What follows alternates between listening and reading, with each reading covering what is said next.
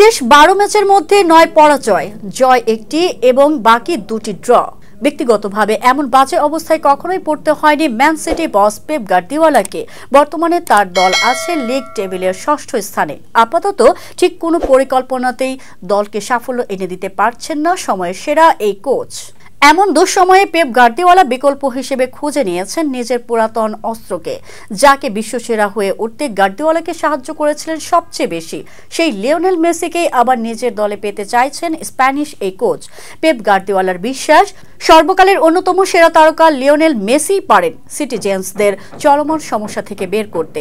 Italian গণমাধ্যম টুটো স্পোর্টসের এক খবরে এমনই দাবি করা হয়েছে, আর সেটা সামাজিক যোগাযোগ মাধ্যম এক্সে বেশ সাড়াও ফেলেছে বিগত কয়েকদিনে। গণমাধ্যমটির দাবি অনুযায়ী 6 মাসের জন্য লিওনেল মেসিকে ধারে ইংল্যান্ডে নিয়ে আসতে চান গার্দিওলা, আর প্রস্তাবটি এরই মাঝে চলে গিয়েছে মেসির বর্তমান ক্লাব ইন্টার মায়ামির কাছে।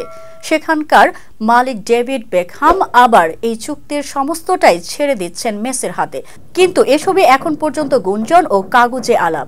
এখন পর্যন্ত কোনো পক্ষ থেকে আনুষ্ঠানিক ঘোষণা করা হয়নি।